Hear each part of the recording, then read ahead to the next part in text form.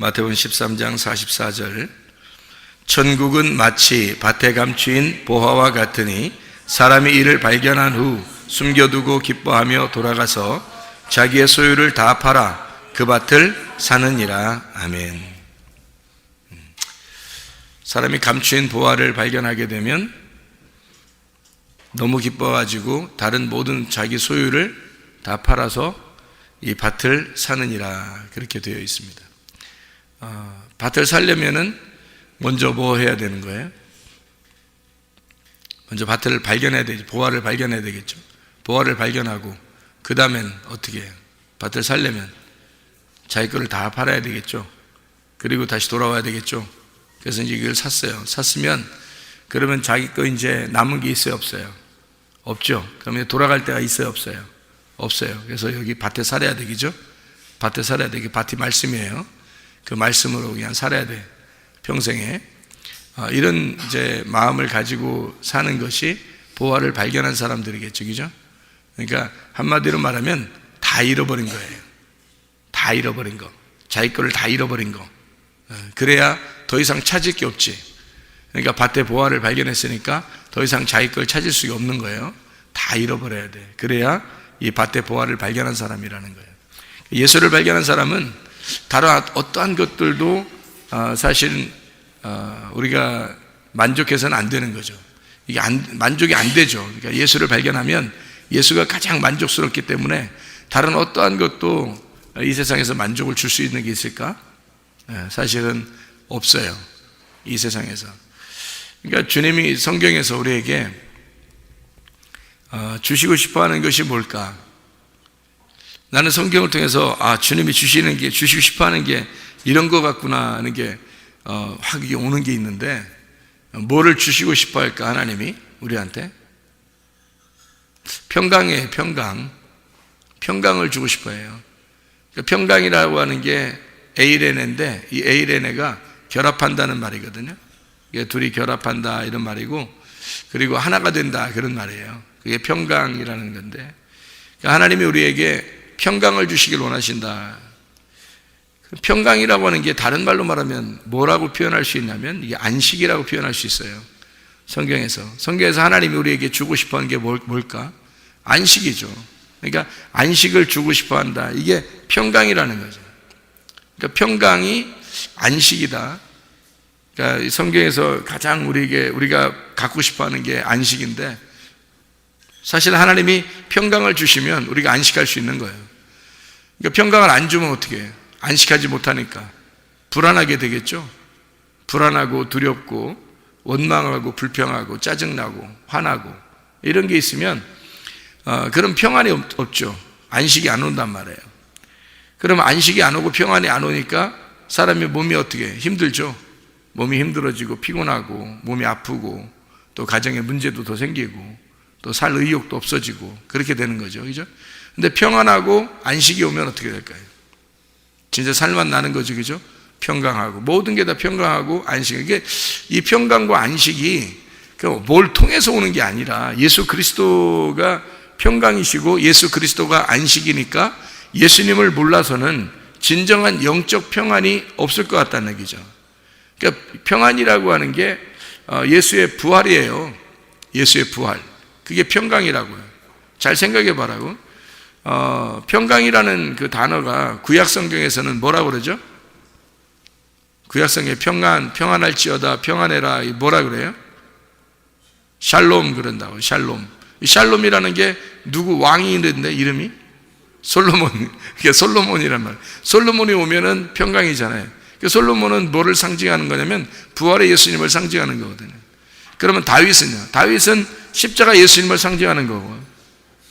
그러면 다윗을 주겠다 그러면 십자가 예수를 준다는 얘기고, 솔로몬을 주겠다 그러면 부활의 예수님을 준다는 얘기예요. 그럼 부활의 예수님이 오면은 뭐가 온다고 우리한테? 평강이 오는 거예요. 평강이 오면은 안식이 오는 거고, 안식이 오면 자유한 거죠. 그러니까 진정한 자유, 억압되지 않은 뭔가 진정한 자유는 안식에서 나오는 거고, 이 안식은 평강에서 오는 거다.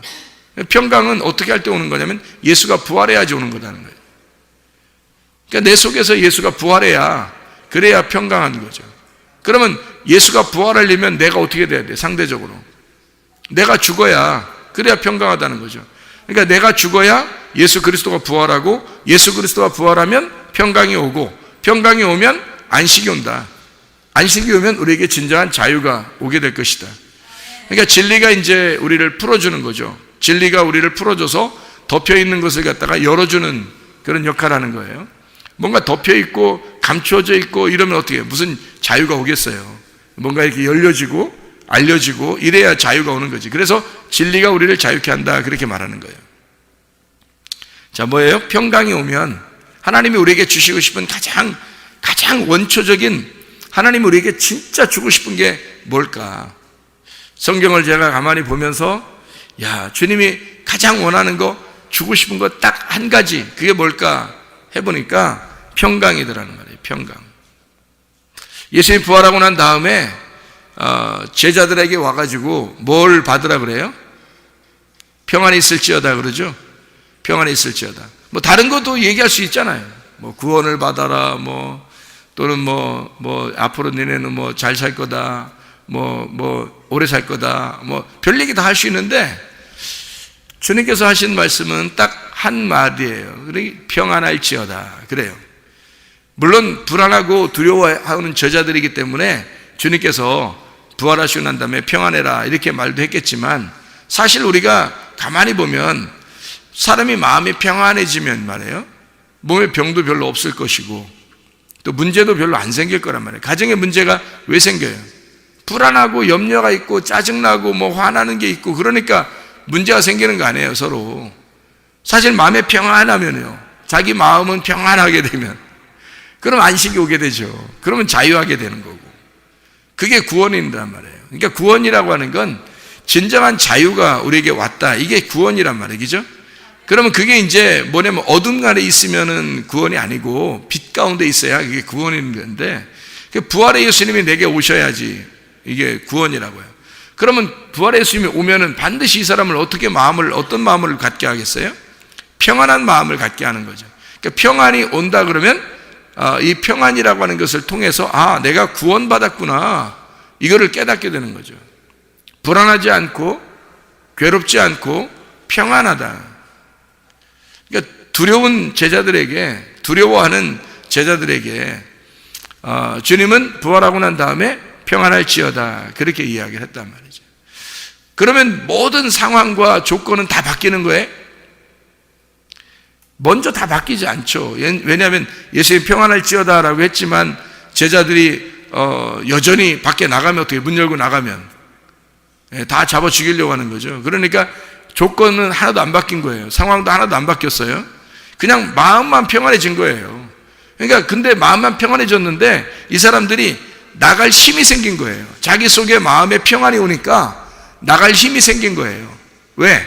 마음에 평안이 오니까 진리가 자리하게 되고, 그 진리가 자유케 하고, 자기가 담대한 거예요. 그러니까 나갈 힘이 생겼어요. 아니, 나가면 죽을 것 같아가지고 못 나갔었는데, 그래서 숨어 있었는데 예수님 평안할지어다 그러니까 이상하게 나갈 힘이 생기는 거예요. 나갔더니 뭐 가만히 있질 않아요. 다 잡아 죽이려고 또 막 한다는 얘기죠. 그러니까 상황과 조건은 하나도 안 바뀐 거예요. 그런데 그 마음의 평안은 왔다는 거죠.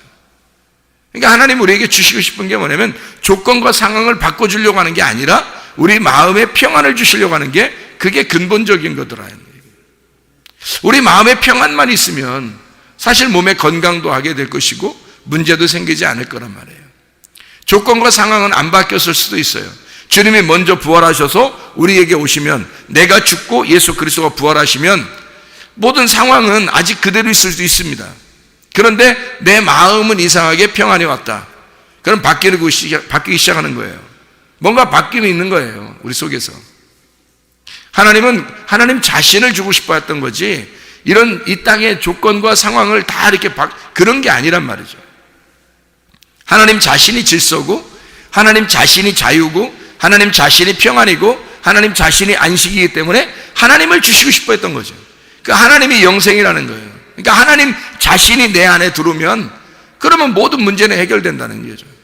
그러니까 자기 속에 있는 모든 문제들은 다 해결되는 거예요. 모든 상황이, 밖의 상황은 안 바뀔 수 있어요. 근데 우리 속에는 바뀌고 있다는 거죠. 그래서 밖의 상황은 하나도 안 바뀌는데 우리 속이 바뀌고 있다는 거예요. 자기가 바뀌고 있다는 얘기입니다. 그래서 하나님 우리에게 너부터 바꿔라. 네가 바뀌기 시작하면 다른 것들은 다 바뀔 것이다. 네가 바뀌면 다른 건 다 바뀌게 될 것이다. 그러니까 조건과 상황은 우리가 바꾸는 게 우리의 힘으로 바꾸는 게 아니지. 물론 하나님께서 다 바꾸시지만 내 속에 평안이 오고 난 다음부터 이루어지고 있는 사건들이지, 모든 상황을 싹 다 바꿔놓고서 내 마음에 평안을 주는 게 아니란 말이죠. 조건과 상황을 먼저 주시고 그 다음에 내 마음을 평안을 주신다면 하나님은 우리에게 먼저 돈을 주시든지 건강을 주시든지 문제 해결을 먼저 주시든지 뭐 이 땅에 잘 살게 하든지 뭔가 조건을 먼저 다 만들어 놓을 거란 말이에요. 그런 다음에 평안을 준다면. 근데 하나님은 그런 하나님이 아니고 가만히 성경을 보니까 우리의 마음을 바꾸시더라는 거예요. 마음에 먼저 평안을 주시고 너로 인하여 부활하신 그 주님이 네 속에서 살아있는 너로 인하여 이 주변이 바뀔 수 있도록 만들어주겠다. 그게 이제 새로운 창조라는 거죠. 새로운 창조는 하나님이 혼자 하시는 게 아니에요. 우리가 부활의 예수님이 우리 속에 들어오면 우리를 통해서 이루어진다는 거죠. 그게 새 창조라는 거예요. 하늘나라에 누가 가요? 내가 가는 거 아니에요. 그런데 내가 지금 이 상태로 가는 게 아니라 변한 내가 간단 말이죠. 바뀌어진 내가 간다는 얘기예요. 그러니까 그냥 내가 가는 게 옛 사람이 가는 게 아니고 옛 성전이 가는 게 아니고 옛 사람, 옛 성전 이것은 무너뜨리고요. 그리고 새로운 성전, 새로운 내가 가는 거죠. 그러면 새로운 내가 부활하신 예수니까, 부활하신 예수님이 가는 거니까 내가 가는 게 아니죠, 사실은. 그런데 내가 가는 거죠. 그 말은 무슨 말이냐면 나를 없애버렸다라고 해서 내가 뭐 자신이 다 없어졌다는 의미가 아니라 내 혼, 내 목숨, 나라고 하는 내 숨, 내 호흡, 내 목, 이것이 사라졌다는 얘기죠. 내가 먹어야 할 목, 내가 숨을 쉬어야 할 숨, 이것이 그게 없어졌다는 거죠. 하나님의 숨을 쉬고 하나님의 먹을 거리를 먹는다는 거죠. 이 목숨이라는 게. 그러니까 나의 목, 나의 숨, 이것이 목숨인데 이 목숨이라고 하는 내가 먹어야 할 것과 내가 숨을 쉬어야 될 것이 바뀌었다는 얘기예요.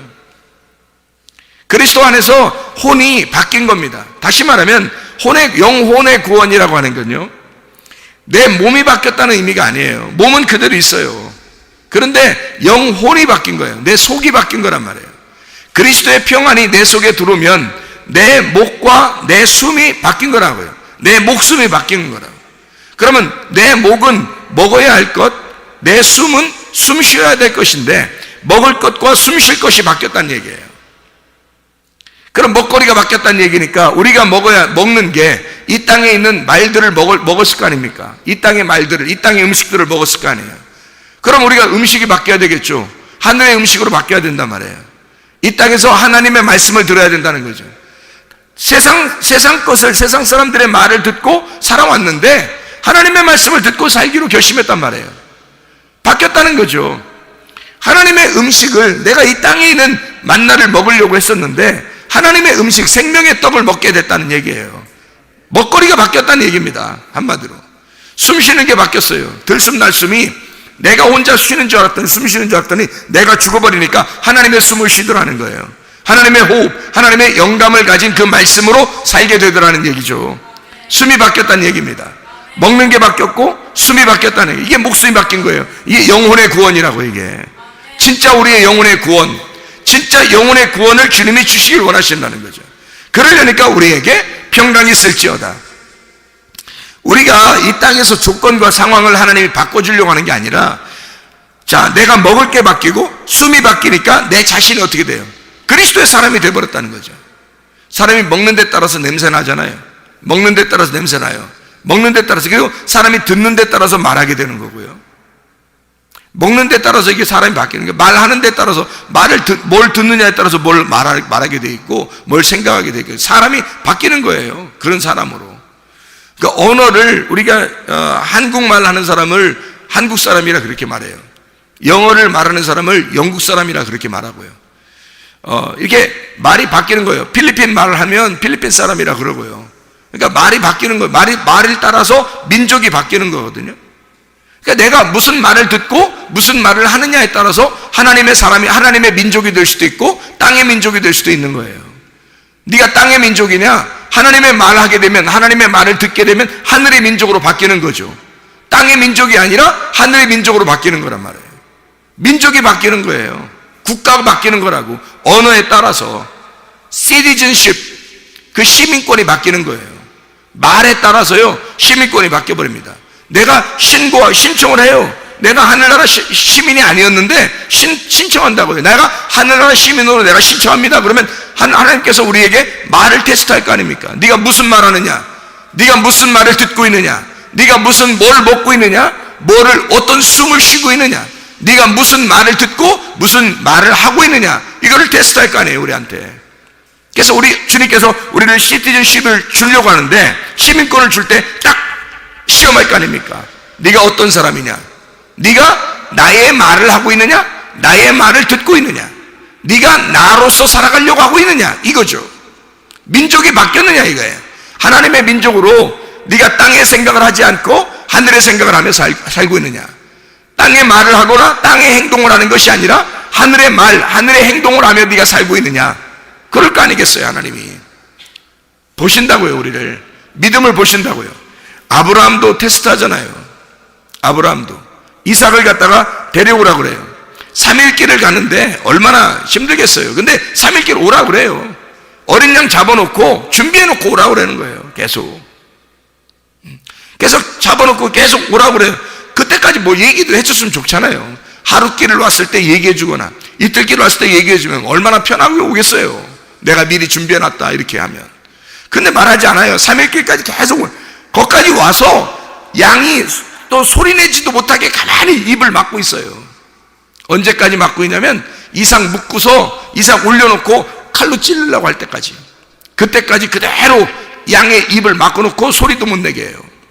그리고 이삭을 갖다 찌르려고 하니까 아브라함아 아브라함아 부르면서 이제야 네가 나를 사랑하는 줄 알겠다 그랬어요. 네가 이제야 나를 사랑하는 줄 알겠다. 이렇게 하나님은 우리의 어떤 조건과 상황을 바꿔놓고 우리에게 하시는 게 아니에요. 이런 말씀이에요. 어떤 말이냐면 하나님이 꼭 이런 것 같아요. 하나님이 준비해 놓으셔요. 우리가 준비해서 가는 게 아니고 하나님이 준비해 놓으셔요. 그리고 뭐라고 그러냐면 우리는 이렇게 생각을 해요. 세상 살아갈 동안에 하나님 다 준비해 주세요. 그럼 내가 갈게요. 이런다고요. 준비해 주시면 내가 갈게요. 그런다고요. 근데 성경에 보면 그렇게 하나님 부르지 않더라고요. 아브라함을 부를 때도 그렇게 부르지 않더라고요.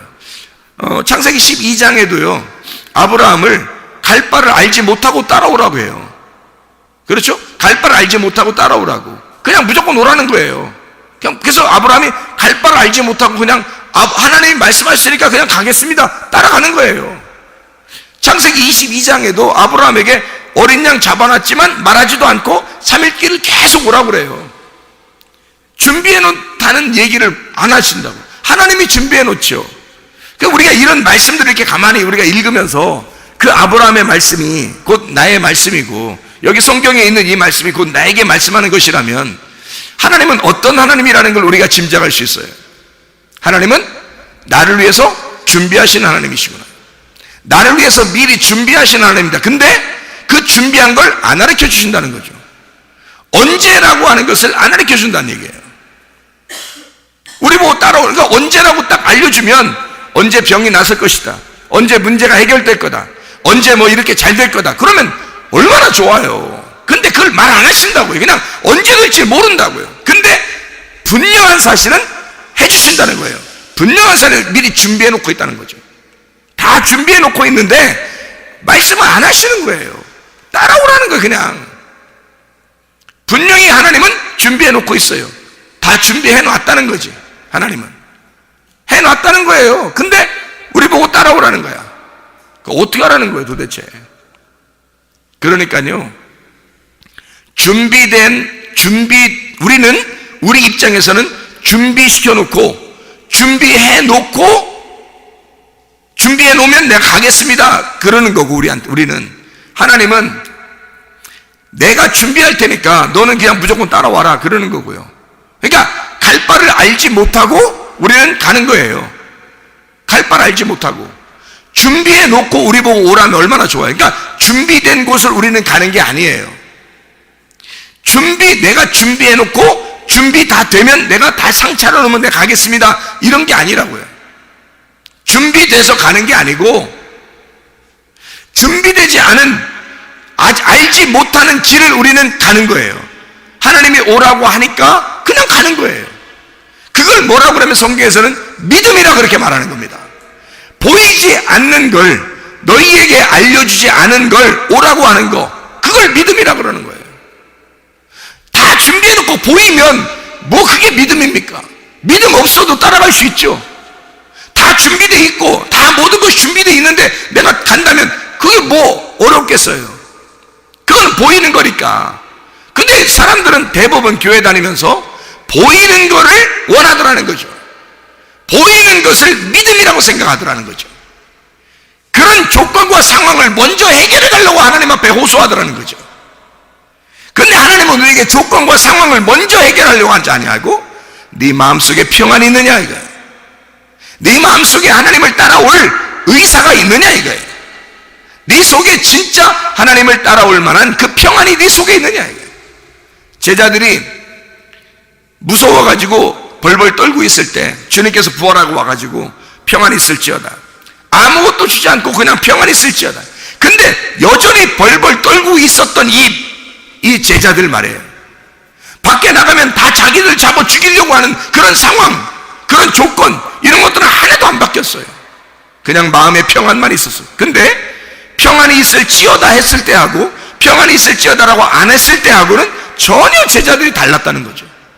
평안이 있을지어다라고 얘기 안 했을 때는 무서워서 한 발자국도 밖에 못 나갔어요. 근데 예수의 제자들이 예수님이 부활하고 와가지고 너희에게 평안이 있을지어다 라고 말했을 때는 상황이 달라요. 그냥 막 나가버립니다. 성령의 충만을 받고 그냥 막 나가버려요. 밖에는 여전히 자기들을 죽이려고 하는 그런 조건과 상황이 아직도 있지만 자기들은 나가요.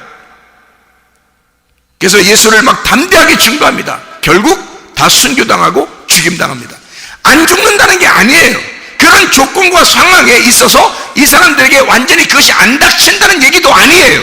문제는 하나님 우리에게 주시는 게 뭐냐면 보이지 않는 믿음을 주고 싶어 하더라는 거예요.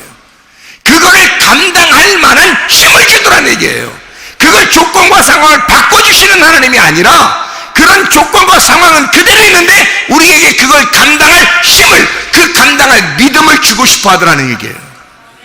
그래서 그게 평안이라는 거예요. 너희 안에 평안이 있느냐? 너희 안에 진정한 안식이 있느냐? 너희 안에 진정한 자유가 있느냐? 넌 진짜 진리가 자유케 하는 그 진리가 네 속에 있느냐? 그것만 네가 있으면 이 세상을 이길 힘이 있다는 거예요. 이 세상을 헤쳐나갈, 이 세상에서 천국 마스터 키를 가지고 있는 힘이 있더라는 거죠. 죽어도 천국이니까. 그러니까 처음에는 그것이 없으니까 제자들이 죽을까봐 못 나갔는데 그게 생기니까 나가서 죽어도 나가는 거예요. 담대해졌으니까. 그럴 힘을, 그 능력을, 그런 마스터 키를 주시더라는 거예요. 그게 평안입니다. 평강할지어다. 솔로몬, 내가 너희에게 솔로몬을 주겠다 그 말이거든요. 솔로몬 왕을 주겠다는 거예요. 모든 것이 형통하게 되는 솔로몬 왕을 주겠다는 거예요. 부활의 예수님입니다. 샬롬, 평안을 주겠다는 거예요. 샬롬을 주겠다. 솔로몬 왕이 우리에게 임하면요 다 이루어집니다. 솔로몬 왕이 우리에게 임하면 모든 것이 다 이루어져요. 생각해 보세요. 솔로몬만큼 부유한 사람이 있었나요? 솔로몬만큼 지혜로운 자가 있었나요? 대단하죠. 지혜와 부요가 같이 있는데요. 생각해 보세요. 오른손에는 지혜가 있고 왼손에는 부요가 있어. 이게 뭐 다 가진 거 아닙니까? 오른손에 지혜가 있고 왼손엔 부요가 있어. 그러면 다 가진 거예요, 세상에서. 그 그 솔로몬을 우리에게 주겠다는 거예요. 그 솔로몬이 누구예요? 예수님입니다. 부활하신 예수님이 우리 안에 있으면 사실 그 솔로몬 왕이 내 안에 온 것과 똑같은 의미거든요.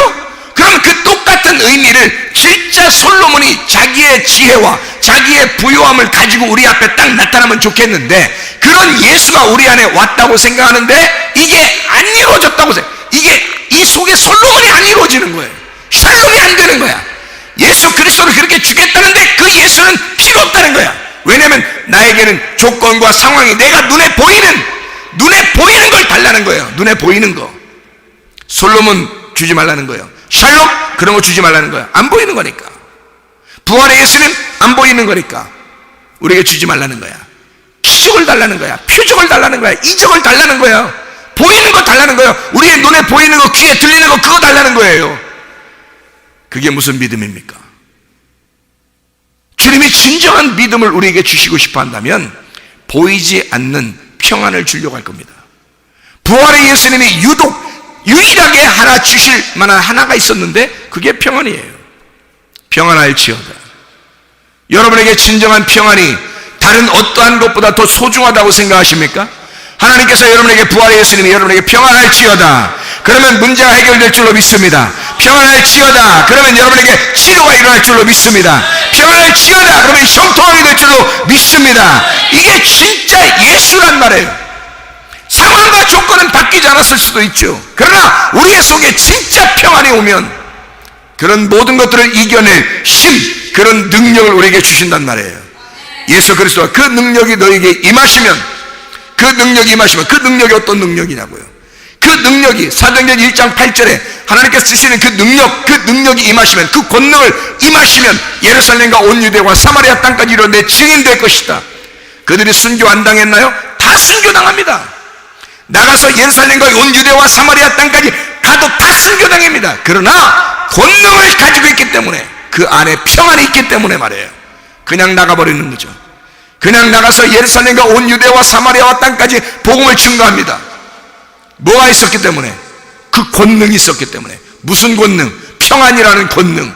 하나님의 평안이 자기에게 있었으니까 이제는 두려워 떨고 숨는 게 아니었단 말이에요. 그들은 주님의 증인이 될 수 있었단 말입니다. 예수를 증거할 때 여러분이 뭘 증거하겠습니까? 여러분에게 보여주는 기적의 하나님, 그거 증거하겠습니까? 그런 거로 따지면 광야에서 10번이나 하나님을 갖다 배반했던 그 사람들에게는 아주 수많은 기적들을 내려줬습니다. 하나님이요. 그런데도 광야에서 10번이나 그들은 배반했다는 거예요. 가나안 땅의 믿음이 아니라 광야의 믿음이었기 때문에 그래요. 보이는 믿음, 율법의 믿음, 계명의 믿음, 자기들이 보고 듣는 그 믿음, 그걸 요구했기 때문에 그렇습니다. 그게 진짜 믿음이었던가요? 아니에요. 요한복음 6장에 보니까 주님께서 이 조상들은 만나가, 보이는 그 만나가 내려서 그걸 먹었다. 그래도 죽었다. 나를 믿는 자는, 나를 먹는 자는 죽어도 살고 영생할 것이다. 생명의 떡이기 때문에 나를 먹어야 된다. 나를 먹고 나를 마셔야 된다. 그렇게 말하잖아요. 그게 하나님의 말씀이거든요. 그 진리의 말씀, 이것이 우리에게 보이지 않는 그 믿음, 말씀이 너에게 와야 영생한다는 거예요. 뭘 받겠습니까, 여러분? 진짜 떨어지는 만나를 받겠습니까? 막 흥분하겠죠. 대단하다고 흥분하겠죠, 여러분. 그러나 진짜 믿음은 보이지 않는 것입니다. 보이지 않는 그 평안이 우리 안에 있는가? 진짜 예수께서 우리에게 주고 싶어 하던 그 부활하신 예수가 가장 우리에게 주고 싶어한 그 하나, 평안할지어다. 그것을 여러분과 제가 가지고 있는가? 그 평안이 우리에게 있으면 모든 것이 해결됩니다. 모든 것이 완성된 거예요. 평안이 오면 끝난 거 아닙니까? 우리의 속에 평안이 임하면 끝난 거예요. 평안이라는 단어가 뭐라고요? 에이레네. 예수께서 신약에서 말씀하는 그 에이레네라고 하는 게 뭐라고요? 둘이 합쳐졌다는 거예요. 둘이 하나가 됐다, 결합됐다는 말이거든요. 뭐가 결합된 거예요? 어떨 때 평안이 오는 거예요? 하늘이 땅하고 결합되면요, 그럼 평안한 겁니다. 부활의 예수님이 우리 안에 임하시면 평안한 겁니다. 예수가, 부활하신 그 예수가 하늘에서 이 땅에 내려와 내 안에 들어오시면 그럼 평안한 겁니다. 하늘과 땅이 하나로 만나면 평안한 거예요. 하늘과 땅이 합체가 되면 결합이 되면 평안한다. 다시 말하면 하나가 되었다, 결합되었다, 평안하다 이 말이에요. 이게 평안이란 단어예요. 평안할지어다, 그 말은 뭐예요? 예수님이 내가 네 안에 들어가서 하나가 되겠다 그 말이에요. 내가 네 안에 들어가 하나가 되겠다. 자, 내가 네 안에 들어가 하나가 되겠다, 그게 평안이에요. 그게 솔로몬이에요. 샬롬, 솔로몬. 그러면 내가 솔로몬이 되어 네 안에 들어가겠다. 더 이상 뭘 바래? 더 이상 뭘 바라니 우리가? 아니, 예수님이 평안할지어다, 자, 내가 솔로몬이 되어 샬롬으로 네 안에 들어가겠다. 더 이상 뭘 바래요? 우리가 더 이상 뭘 바랄 게 있냐고요. 생각해 보시라고. 바랄 게 없잖아요. 더 이상 바랄 게 없잖아요. 그분이 평안이 되셔서 우리 안에 들어오신다는데 더 이상 뭘 바래 우리가? 그 뭘 바라는 게 이상한 거 아니에요? 예수 그리스도가 내 안에 들어왔는데 더 이상 다른 걸 바란다는 게 이상한 거 아니냐 이거예요. 그거는 우상 숭배죠. 그건 음란한 거죠. 간음하는 거죠. 바알 숭배하는 거죠. 더 이상 다른 남편이 뭐가 필요 있냐 이 말이에요.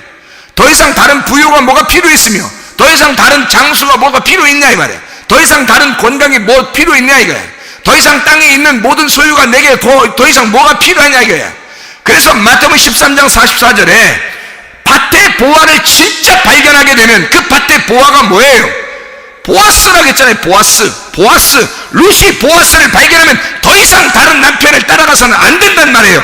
보아스만 만나야 되는 거예요. 보아스와 함께 이불을 덮고 있어야 되는 거란 말이에요. 그래서 루시 부끄럽지만 보아스 안에 들어가서 나를 덮어주십시오 라고 하는 거예요.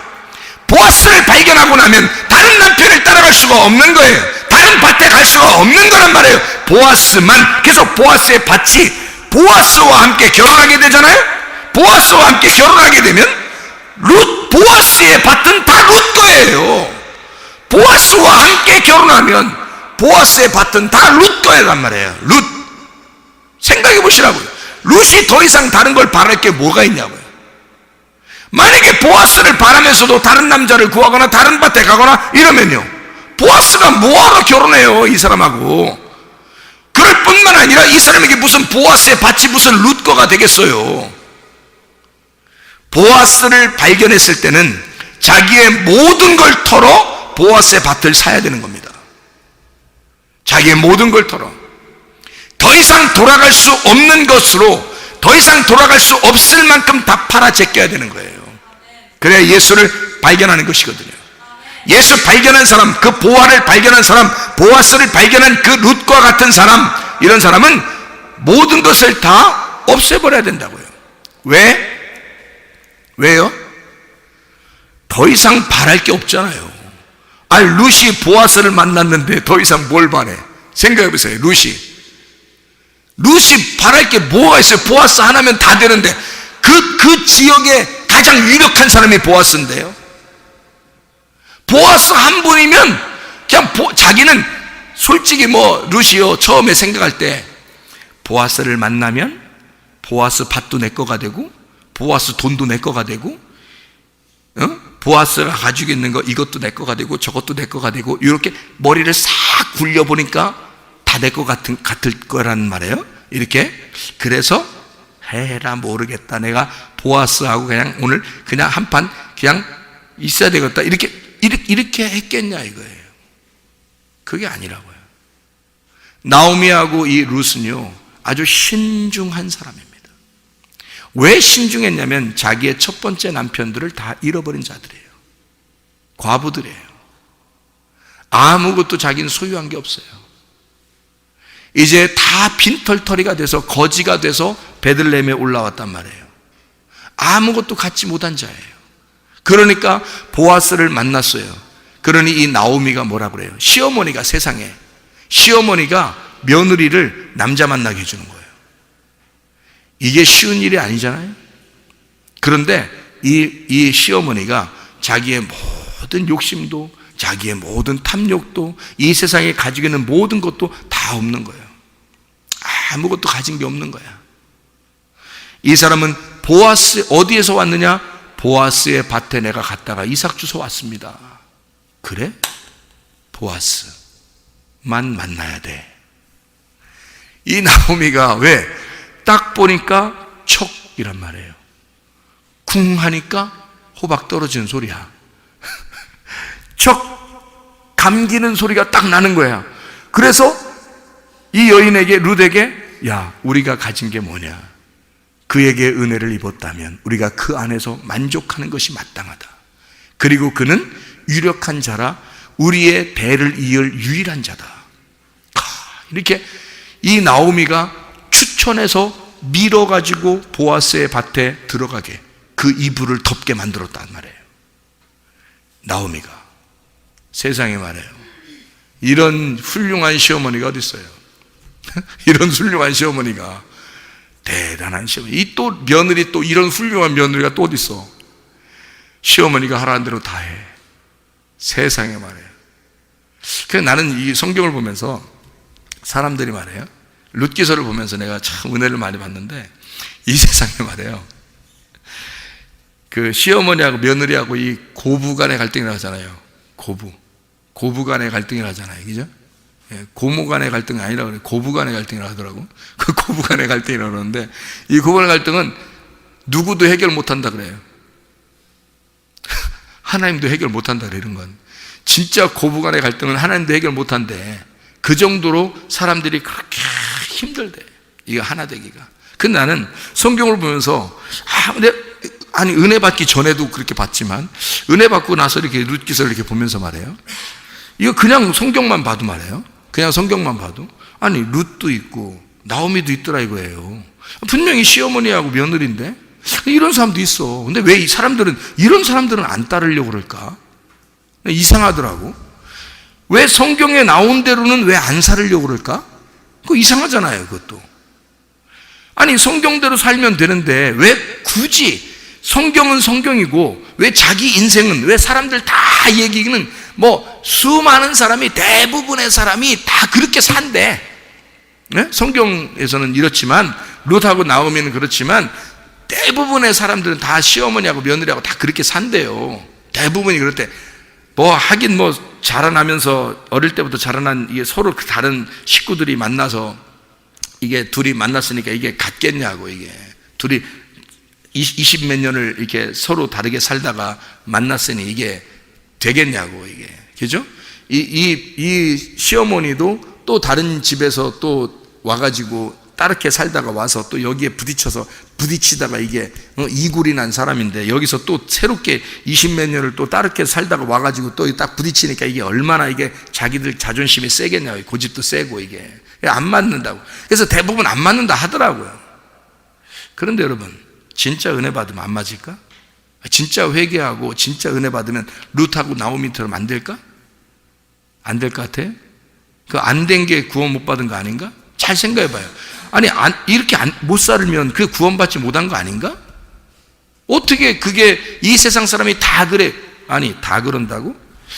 다 그런다는 말을 한다? 그러면 다 그런다 그러면 내가 한번 성경 읽어줄게요. 너는 거짓된 풍소를 퍼뜨리지 말며, 출애굽기 23장 1, 2절입니다. 악인과 연합하여 위증하는 증인이 되지 말며, 말씀 바꾸지 말란 얘기입니다. 다수를 따라 악을 행하지 말며, 많은 사람이 그렇게 했다고 해서 그렇게 하지 마라 이 말이에요. 송사의 다수를 따라 부당한 증언을 하지 말며, 다시 말하면 너의 유익을 위해서 사람들이 얘기하는 것처럼 그렇게 하지 말라는 거야. 성경에 있는 대로 하라는 거야. 왜 이런 말을 안 믿어요? 구원받으면 왜 이런 말이 있는데? 아니 성경대로 우리가 이거 문자니까 이건 안 따라야 되는 거예요? 아니 성경에 살인하지 말라면 살인하지 말아야 되는 거고, 간음하지 말라면 간음하지 말아야 되는 거지. 아니 문자대로도 다 우리가 따라야 되는 거 아니에요, 이거? 속에 의미가 물론 있지만, 간음이 우상숭배가 탐욕이고 이런 건 있지. 그 의미는 있죠. 그러면 이런 성경의 문자 이런 건 안 지키는 거냐고. 아니잖아요. 왜 성경대로 있는 거를 안 따르냐는 거죠. 왜 다수를 따라? 사람들이 다 그래요. 뭘 다 그래요? 안 그런 사람도 있대, 성경에. 그리고 진짜 회개하고 구원받은 사람 중에서 안 그런 사람도 있더라고요. 진짜 구원받은 사람 중에서 안 그런 사람도 있더라고요. 제가 눈에 목격하고 제가 귀로 들은 사람들 중에서요. 그런 사람이 있더라고요. 둘이 사이가 너무너무 좋더라고요. 시어머니와 며느리 사이가 그냥 어머니와 딸 같대요. 그래서 사람들이 목욕탕 갔더니 딸이죠? 그러더래, 사람들이. 딸이죠? 이렇게. 그런 관계처럼 된 사람들도 한두 명이 아니던데요? 3-4명 정도 되던데요? 하여튼 많지는 않지만 그래도 그런 사람도 있더라, 이 말이에요. 자, 구원받은 사람은 성경대로 왜 안 사냐 이거예요. 성경대로 살아야지. 자, 자기가 아직도 잃어버릴 게 있는 거예요. 아직도 잃어버릴 게 있는 거예요. 다 잃어버려야 구원받은 건데, 다 잃어버려야 더 이상 내가 돌아갈 집이 없어야, 더 이상 내가 돌아갈 것이 없어야 내가 구원받은 건데, 돌아갈 집이 아직도 있단 말이에요. 아직도 돌아갈 생각이 있단 말이에요. 돌아갈 말이 있단 말이에요. 돌아갈 행동이 있고 돌아갈 집이 있는 거예요. 아직도. 룻과 나오미는 더 이상 돌아갈 데가 없어요. 자기들 고향, 룻의 고향 모압으로 돌아갈 수가 없어요. 다 잃어버리고 온 거예요. 그러니까 보아스 한번 만나니까 보아스 하나로만 만족하는 거예요. 보아스 하나, 저분 하나면 만족한다. 우리는 저분 하나만 붙들고 간다, 끝까지. 그런 사람이 된 거예요. 다 잃어버리니까 보아스 한 분 붙들고 가는 거예요. 그러면 보세요. 보아스 하나만 만나고, 이 사람이 다른 것들 조건과 상황을 보지 않았어요. 그냥 보아스만 바라본 거라고요. 보아스만 좋아서 본 거라고요. 그랬더니 보아스가 가지고 있는 모든 게 자기 거가 된 거예요. 나중에. 아니, 처음부터 저거 보아스 가진 게 저거 보아스 가진 게 저거, 아이고, 우리 같으면 벌써 계산 벌써 다 나왔을 거예요. 그죠? 벌써 계산 다 나왔을 거예요. 요거 저 사람 재산이 여기 있고, 재산이 벌써 다 계산 나왔을 거예요. 그리고서 보아스한테 보아스 이러면서 이렇게 했을 거예요. 어? 우리 같으면. 그렇죠? 인간들은 다 그래. 그런데 성경의 룻은 그러지 않았어요. 그런 재산 바라보고 한 거 아니에요. 그냥 나오미의 말에 순종한 거예요. 하나님의 성령의 말에 순종한 거예요. 나오미가 교회 성령을 의미하는 거거든요. 교회의 말에 순종한 거예요. 그냥 순수하게. 왜? 어차피 자기는 가진 게 없으니까. 자기는 더 이상 돌아갈 데가 없잖아요. 여러분이 교회에 나왔다면 더 이상 돌아갈 데가 없어요. 교회에 나서는 여기가 마지막이라고요. 룻이라고 하는 여자가 더 이상 다른 데 갈 데가 없어요. 나오미를 따라온 거라고요. 교회에 왔어요. 성령님에게 왔어요. 말씀을 따라왔어요. 이 여자가 더 이상 자기 돌아갈 고향이 없는 거예요. 고향이 다 버려진 거예요. 이 여자가 그러니까 이 나오미의 말이 하나님의 말씀이야. 나오미가 말하면 그게 하나님의 말씀으로 받는 거예요. 더 이상 돌아갈 데가 없으니까. 근데 사람들은요, 교회에서 선포되는 그 말씀도 우습게 생각합니다. 왜냐하면 또 다른 것도 들어도 되니까. 교회가 선포되는, 자기가 다른 것들도 이미 다 있어요. 아직 버리지 못한 것들이 많이 있다고 사람들이에요. 하나님은 오직 하나님의 말씀, 네가 선택한 그 교회, 네가 선택해서 네가 붙잡고 온 그 말씀이 있지 않느냐 이거야. 그럼 그 말씀의 소리를 듣고 그 말씀에 순종해봐라. 끝까지 한번 해봐라. 그거 기다리고 있는 거예요. 보아스가 그런 여자 룻을 그냥 룻만 보고 했겠어요? 나오미에게 얼마나 순종하는지 그거 다 알고 있었다고요. 보아스가요. 나오미에게 네가 시어머니에게 한 것과 네가 시어머니에게 어떻게 말씀에 순종한 것을 내가 다 듣고 알았노라 그랬어요. 보아스가요. 왜? 나오미는 보아스의 친척이거든요. 나오미는 보아스의 친족이에요. 가족이라고요. 여러분 교회가 주님의 가족입니다. 주님의 말씀에 순종하는 건 교회의 말씀에 순종하는 거예요. 교회에 순종하고 그 말씀을 따라온 자들이 더 이상 돌아갈 데가 없어야 말씀께 순종하죠. 이 룻과 나오미의 관계처럼 말입니다. 룻과 나오미가 그렇게 순종해서 보아스를 만났어요. 다른 아무것도 요구하지 않았어요. 그냥 보아스 하나의 그 씨앗, 그 씨, 당신의 씨를 내게 심어 주십시오. 당신의 씨를 심고 내가 당신의 열매를 맺고 싶습니다. 그거 하나였어요. 하나님의 아들, 내 속에 하나님의 아들을 잉태하고 싶습니다. 그리고 그 아들을 출산하고 싶습니다. 해산의 고통을 갖고 싶습니다. 그래서 그 말씀 안에 내가 거듭나기를 원합니다. 나를 살려주십시오. 나를 이 죽은 여자의 몸을, 과부가 죽은 여자의 몸이거든요. 죽은 여자의 몸을 부활시켜 주십시오. 놀라운 이야기죠. 놀라운 복음이 그 룻기서에 들어있단 말이에요. 그래서 이 보아스가 룻을 만나게 되는 겁니다. 여러분, 우리는 예수 한 분으로 만족하신가요? 밭에 보화를 발견하면요, 마태복음 13장 44절에 밭에 보화를 발견하면 자기가 더 이상 돌아갈 것이 없을 만큼 다 소유를 팔고 오라고 그러는 거예요. 부자는 그러지 않았어요. 부자는 돌아갈 집이 또 있는 거예요. 돌아갈 소유가 있는 거예요. 그러니까 돌아가는 거야. 그럼 예수님은 저건 합당치 않으라. 하나님의 나라에는 합당치 않다. 땅에서는 저가 부자로 살지 모르겠지만 하나님의 나라에는 합당치 않다는 거예요.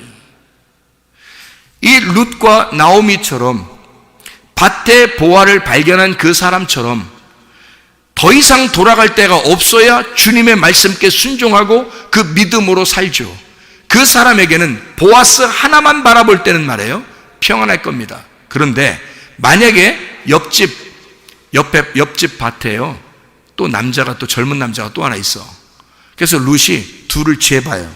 이렇게 보아스랑 그쪽 남자랑 이렇게 재보면 어떻게 될까요? 이렇게 재서 둘을 마음을 딱 갈라지잖아요. 사람은 이제 여자가 남자 만날 때 여러 명 이렇게 만나보고 그 다음에 남자를 만나야 잘 만난다, 그런 말이 있어요. 예? 비교해봐서 잘 이렇게 한 사람만 사귀어보면 그 한 사람밖에 없는 줄 아니까 여러 사람을 사귀어보고 그 중에 가장 좋은 사람 비교해서 이렇게 하라는 말도 있어요. 그런데 성경은 그렇지 않아요. 예수님하고 비교할 게 뭐가 있어요? 예수 신랑하고, 예수 새 신랑하고 비교할 대상이 있어야지 비교하죠. 그거를 비교했던 바알 숭배자들, 바알을 하나님으로 여기고 예수님하고 비교했던 그 사람들 있잖아요. 그거 다 하나님 멸망시켜버립니다. 다른 거 따르면요. 하나님, 예수님은 비교할 대상이 없는 거예요. 보아스하고 보아스 옆집 밭의 남자하고 비교하면 보아스가 그걸 신부로 얻어드리겠어요? 안 하는 거예요. 자기가 돌아갈 소유가 있는 사람은요, 자기가 아직도 잃어버릴 게 남아있는 사람은 주님의 신부가 못 됩니다. 그 사람들은 어떻게 되면 마음이 나누어졌기 때문에 염려가 생기는 거예요. 그걸 멜림나오라고 그러는 거예요. 그 염려, 근심이 뭐 때문에 그러냐면 나누어졌다는 단어에서 나온 거예요. 마음이 나누어졌단 말이에요. 자, 자기 소유를 왜 다 팔아가지고 밭에 보화를 사는 줄 알겠어요? 한 마음을 갖기 위해서입니다. 한 마음을, 더 이상 내가 가져야 할, 돌아갈 마음이 없기 위해서. 그래야 한 마음을 갖죠. 여기에 최선을 다하죠.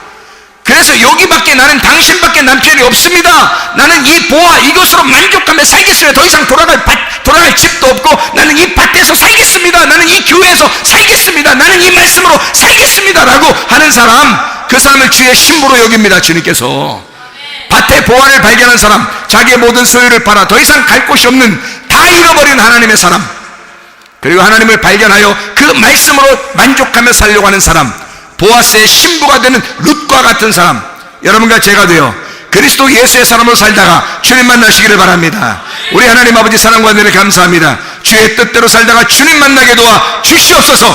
예수 그리스도 존귀하신 이름 받들어 기도 올리옵나이다. 아멘.